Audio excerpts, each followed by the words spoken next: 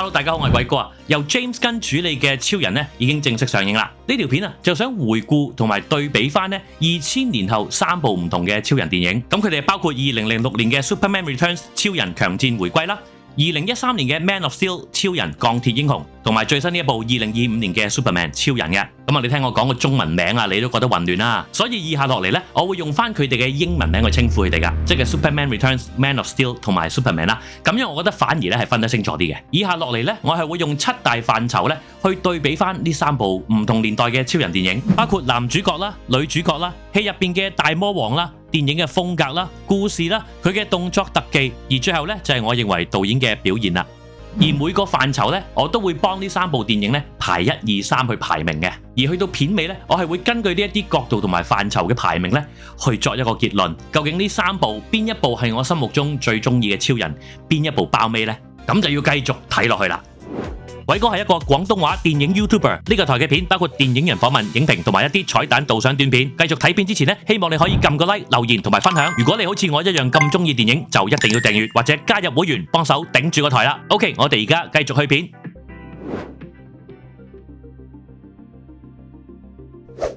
好啦，咁一嚟當然要講下個男主角啦。新嘅呢部 Superman， 佢嘅男主角 David Corenswet 外形係比較大隻仔，比較魁梧啲嘅。佢嘅大件頭睇落去就夠晒 man 啦。個樣方面佢係屬於4平八穩，4方面輪廓都比較深嘅。外形方面整體嚟講就夠晒正氣啦。而佢今次嘅演出都相當有水準。一方面佢演到嗰種善惡分明嘅正義感啦，而另一方面我哋從 David 嘅演繹亦都見到佢莽撞、自我懷疑嗰一面嘅過程中，我哋見到佢迷失自我，好想融入人類呢一個渴望。佢亦都演到超人佢脆弱嘅一面，簡直係鐵漢柔情韞陽明啊！至於 Man of Steel 入邊嘅 Henry Cavill 佢就我覺得係3個人入邊最有男人味嘅。以外形嚟講佢係一望落去已經覺得佢係比較成熟啲。Henry 飾演嘅超人不是眉頭深鎖、心事重重咁樣嘅，即係無論個角色本身同埋佢嘅演法都係比較 dark， 可以話係比較暗黑系少少。我哋從佢嘅演法睇得出一種背負住好重大責任嘅嗰種穩重感。同時佢亦都散發住一種近乎得戚嘅嗰種自信心，俾到觀眾一種天降救世主，我乜都搞得掂嗰種感覺。好啦，去到 Superman Returns 入邊嘅 Brandon Routh 啦，佢係3位超人嘅演員當中呈現出嚟年紀係比較輕啲嘅，俾人嘅感覺係純品一啲，入世好似冇咁深嘅。而且阿 Brandon 喺3個超人之中佢係比較白淨滑溜啲、姿整啲嘅。甚至乎係當中滲住一啲彩虹嘅味道嘅。而阿 Brandon 選擇咗嗰種演法係有少少天然呆，個人冇乜計謀嘅，處事係比較被動啲嘅。咁喺呢度鬼哥都順帶一提啦，其實阿 Brandon Routh 同經典嘅超人演員 Christopher Reeve 係有啲似樣嘅。所以 Superman Returns 其實類似係揾一個後生版嘅 Christopher Reeve 去演。咁呢一點就可能係令到呢一部戲失敗嘅其中一個原因啦。所以男主角方面我會擺Henry Cavill Man of Steel 嘅 Henry Cavill 擺第1位嘅。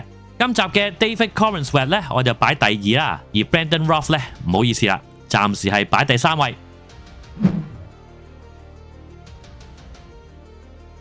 好啦，跟住就到女主角啦。今次超人嘅 Lois Lane 係揾咗呢位 Rachel Brosnahan 飾演啦。無論佢嘅外形同埋性格感覺上都係俾人有一種女強人嘅感覺啦。俾觀眾嘅感覺係佢有啲墨水、有啲學識咁樣嘅。佢擁有一套自己好強烈嘅想法啦，亦都不時係好勇敢咁樣去表達佢自己嘅價值觀。簡單而言呢個角色係比較 difficult 啲、衝撞型啲嘅。今次嘅 Superman 就跳過咗超人點樣追Lois Lane 啦，所以佢哋兩個嘅關係係少啲曖昧，多啲喺心靈同埋智慧上嘅交流嘅。咁嘅做法就令到佢哋兩位喺身份同埋價值觀嘅衝突上面就更為明顯啦。即係如果要我總結我會話今次嘅 Lois Lane係比較平起平坐，一張都唔蝕俾你嘅一位女朋友咯。至於喺 Man of Steel 入邊嘅 Amy Adams 佢同樣都係飾演一位智慧型嘅 Lois Lane， 但係佢對比阿 Rachel 嚟講感覺上係多咗一啲溫柔。Amy Adams 佢嘅演法係仰慕超人嗰個成分係比較多嘅。而同時間咧，觀眾亦都感受到佢對真相同埋追求公義嗰種執着，而且獨立得嚟咧，佢係有一種隨時都掌握到形勢嘅信心展現到出嚟嘅。好啦，講到 Superman Returns 入邊嘅 Kate Bosworth 啦，佢咧就明顯係3位之中咧一個比較典型啲嘅荷里活靚女啦。其實咧要演 Lois Lane 咧，一個太靚嘅樣咧，係會有機會有少少喧賓奪主嘅感覺，有啲蓋過咗佢落力演出嘅努力。成部戲嚟講呢，佢演嗰種俾超人拋棄嘅不忿呢，係略嫌太過着跡啦。咁呢一點就令佢輕微變成咗一個工具人啦。由頭到尾啊，好似一個超人嘅負累咁樣。Man of Steel 嘅 Amy Adams 咧係我心目中嘅第一位，第二位呢，就係今集嘅女主角 Rachel Brosnahan 啦。而 Superman Returns 嘅 Kate Bosworth 咧，我就會擺喺第3。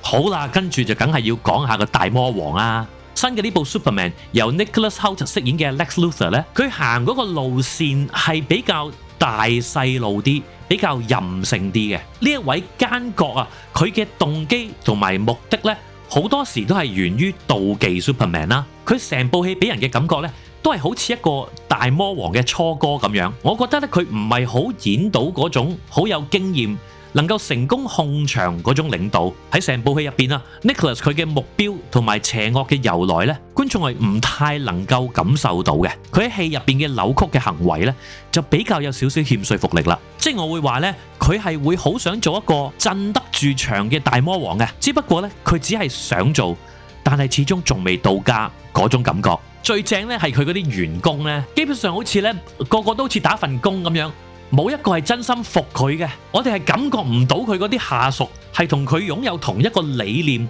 同一個動機嘅。跟住就要講 Man of Steel 入邊由 Michael Shannon 飾演嘅 General Zod。嗱General Zod 咧，佢成為大魔王咧，佢本身嗰個動機同埋目的咧，其實就冇其他2位咁邪惡嘅。呢一位落難嘅將軍啊，佢為非作歹啊，其實無奈咧都係為咗要復興 Krypton 啦。咁於是乎啊，佢為咗佢嘅家鄉硬住頭皮都要鐵了心。而 Michael Shannon 佢採取嘅演出方法咧，明顯係想突顯呢一位將軍佢嘅狠毒同埋絕無妥協嘅性格。我哋從佢嘅眉宇之間呢，係睇得見佢願意放棄一切去改變地球嗰個無比決心。好啦，跟住就要講到 Superman Returns 嘅 Kevin Spacey 啦，同樣係飾演 Lex Luthor 咧。Kevin Spacey 外形就明顯比較成熟啦，佢俾到人一種見慣世面、見盡邪惡嘅感覺。佢做親衰嘢嗰種輕描淡寫嘅態度，令我哋覺得佢之前都係殺人放火金腰帶，所有壞事做盡噶啦。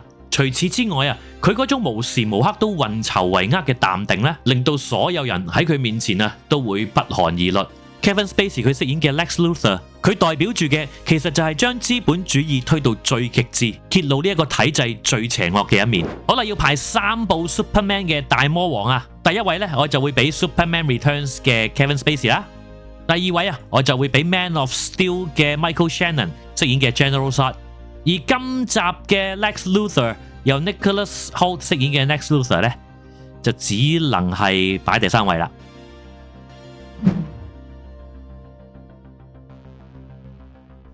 跟住落嚟就講下3部戲嘅風格啦。新嘅呢部 Superman 呢，佢係滲住一啲70年代 Vintage 美術設計同埋復古未來嘅一啲元素。咁嘅設計其實係配合翻漫畫嗰個年代。要留意啦，佢只係風格上嘅配合啫。故事嘅發生呢都係現代嘅。佢嘅主體色彩呢係比較豐富同銳利。有啲場景無論係正面嘅光或者係背光，曝光度都係偏高嘅。即係我哋見到有唔少觀眾呢話睇到有啲殘眼添嘅光度。呢部戲嘅漫畫感呢，相對係強烈啦。角色嘅技能、動作場面、科技嘅展現呢，都係比較着重效果多過真實感嘅。另外呢，喺成部戲入邊呢，係滲透住適量嘅流行文化同埋幽默感，所以整體風格上呢，係貫徹咗 James Gunn 佢嘅視覺刺激同埋充滿生活活力嘅世界觀。而 Man of Steel 當年呢，係行一種高科技嘅風格，無論係戲入邊嘅外星科技啦，去到超人佢本身嗰件衫啦，都俾人一種好 high tech 嘅感覺啦。嗱，戲入邊呈現嘅科技雖然係虛構啦，但係咧觀眾仍然睇得出佢哋嘅功能性。佢呈現出嚟嗰個世界入邊嘅物理同埋原理咧，亦都得到觀眾一定程度嘅信服嘅。電影嘅整體色調咧係採取深灰色加一啲暗藍色，呈現咗Zack Snyder佢喺處理超級英雄電影入邊一貫嘅暗黑風格，所以咧都幾有趣㗎。一部係光到殘眼啦 ，versus 另一部咧係黑到有時咧唔係太睇得清楚啲嘢嘅。喺 Man of Steel 嘅世界觀入邊咧，係隱隱暗藏住一種毀滅同埋悲觀嘅意味。成部戲嘅氣氛咧係充斥住一種毫無憐憫嘅氣息嘅。咁講到風格咧，當然仲要提一提Zack Snyder 嘅絕技無限 lens flare 啦。至於Superman Returns 咧，其實佢係希望做到一種60、70年代嗰種偵探片嘅 Noir 風格嘅。佢嘅色調咧係傾向一啲暗啞色嘅藍藍綠綠咁樣，但係大家睇下個畫面，其實確係同超人嘅主題係有啲格格不入咁樣嘅。咁加上場面設計就比較保守啦，嗰啲動作飛行甚至乎啲文戲咧，比起其他兩部戲咧，明顯都係比較乏味啲。好啦，排名嘅時間，風格方面 ，Zack Snyder 嘅 Man of Steel 咧，我會擺喺第一位。今集 James Gunn 嘅 Superman 我會放第二啦，而 Superman Returns 咧又係第三位啦。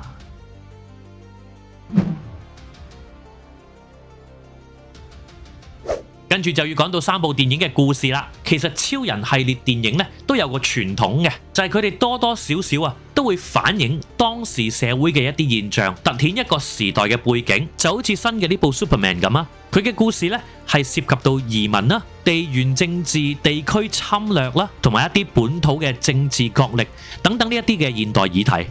其實佢嘅做法咧有啲矛嘅，佢咧就係將一啲問題將佢二元化，點出呢一啲問題有幾荒謬之餘咧，佢仲好方便咁樣咧，為其中一方貼上一個邪惡嘅標籤，咁樣去處理咯。嗱，咁簡單啦，你面對邪惡，面對即時嘅危機，嗰啲什麼法律風險背後複雜嘅顧慮喂，暫時放埋一邊先，係好符合邏輯的。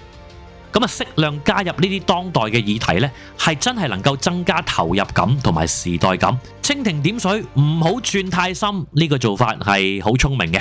即係說穿了呢，其實今次嘅 Superman 係發生咩事呢？其實呢，就有個百厭細路呢，佢好妒忌Superman，於是乎佢就無風起浪，喊打喊殺，就周圍點着啲火頭，搞到一鑊粥就要 Superman 執二攤咁解嘅啫。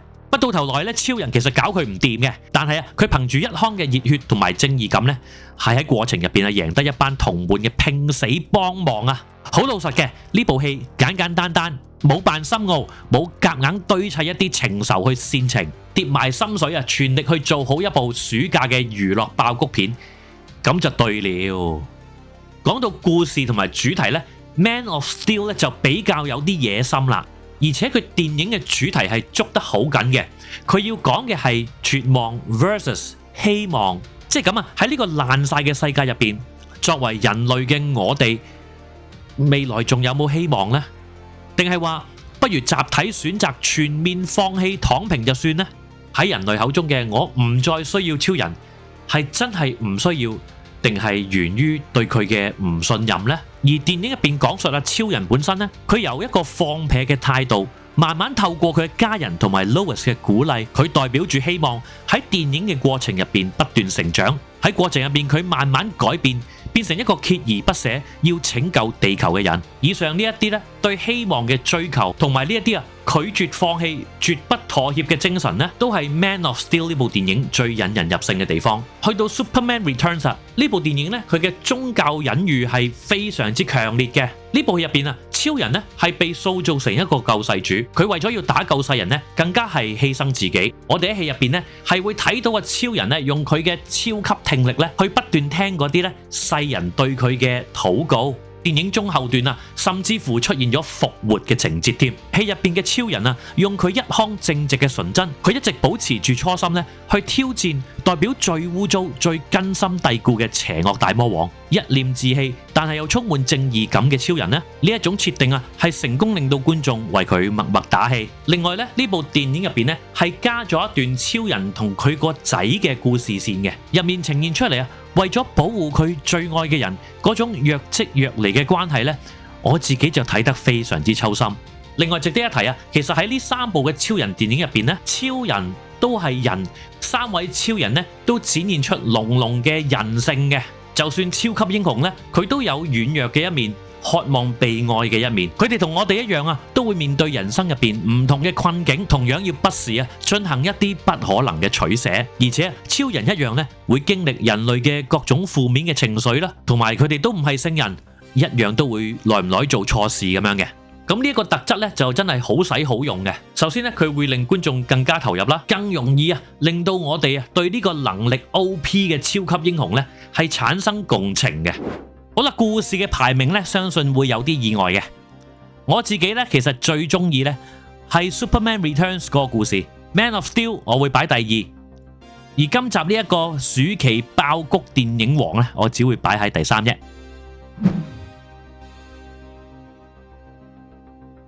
跟住落嚟咧，就要講嗰啲動作特技啦。今次嘅超人入面呢，係有唔少場面呢都充滿漫畫感，無論係鏡頭嘅運用啦、動作設計啦，去到電腦特技啊，都好有創意，好好玩嘅。唔同角色佢哋嘅能力呢，電影係用咗唔同嘅方法去展現，係比較有新鮮感。嗱，例如卓越先生嗰啲飛波波啦，綠燈俠嘅絕技隨意變形拳啦，又例如工程師佢嘅納米機械人攻擊，呢一啲場面呢，都係目不暇給，觀眾係睇得好過癮嘅。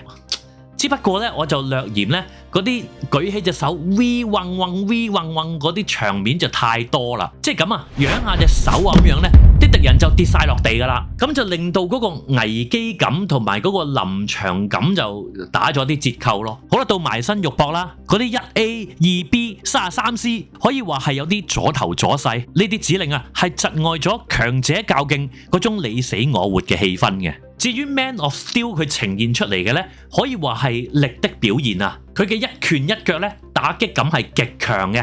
嗰種超乎常人嘅能力所造成嘅大規模破壞同埋爆炸呢，睇落都係十分之爽皮啦。而我就最中意佢拳拳去到盡、招招攞命嗰種表現。當中仲有類似龍珠嗰種打飛嘅鏡頭，即係一拳打到9丈遠嗰啲呢，成件事係乒鈴嘭冧，拳拳到肉，係好痛快嘅。咁相對嚟講呢， Superman Returns 佢着重多啲喺真實感嗰方面啦。從幾幕以拯救為目的嘅動作場口入邊，觀眾係睇到唔同程度嘅危機，或者話唔同嘅物件嘅重量啦。超人係會展現出一啲唔同程度嘅吃力嘅，所以相對而言呢，嗰個物理嘅質感係比較實在，觀眾係會相對入信啲，從而係加強咗個投入度啦。動作特技嘅排名冇辦法啦， Man of Steel 嗰啲硬橋硬馬實在好啱我睇啊！真實感比較強烈嘅 Superman Returns 我會擺喺第2位。今集嘅動作場面就真係啦，唔好意思啦，啲 V 嗡嗡就真係太多，我只會擺佢第3啫。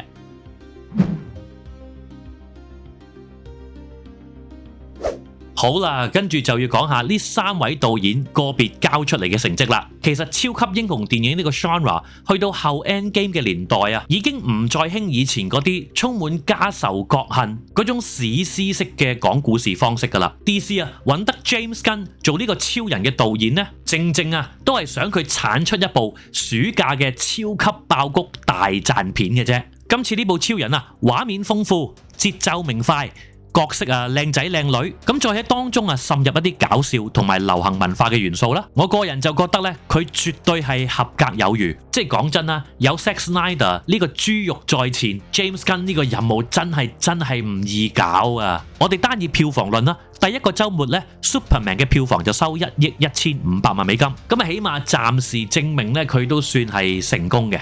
而 Zack Snyder 嘅 Man of Steel 咧就厲害啦。呢一部戲可以話係啟動咗 DCEU 嘅電影系列，佢亦都係奠定咗呢一個系列嘅風格同埋基調。Zack Snyder 當時大膽將超級英雄電影呢以比較黑暗嘅風格呈現，咁當然啦，佢唔係第一個啦，之前 Christopher Nolan 呢都已經拍過一個比較暗黑系列嘅 Dark Knight 噶啦。咁Snyder 導演呢，佢亦都將人物脆弱同埋人性嘅一面呢係加大咗篇幅。其實呢，就係由嗰幾年開始呢，超級英雄電影同埋電影本身之間嗰條線呢，係逐漸變得模糊嘅。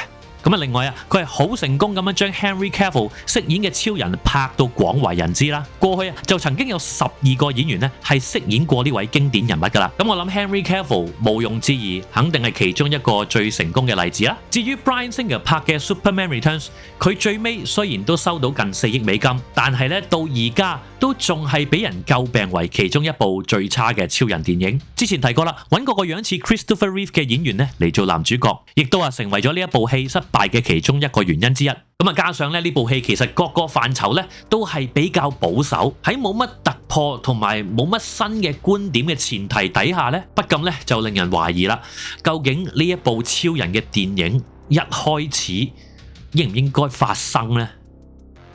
我嚟到最後第7個元素啊，喺導演交出嘅成績方面呢，整體上都係 Zack Snyder 係比較出色。今集嘅 Superman James Gunn 我會放佢喺第2，而鬼哥本身好中意嘅一個名導演 Bryan Singer， 佢嘅 Superman Returns 呢一部電影嘅成績呢，我只能夠排佢喺第3位啦。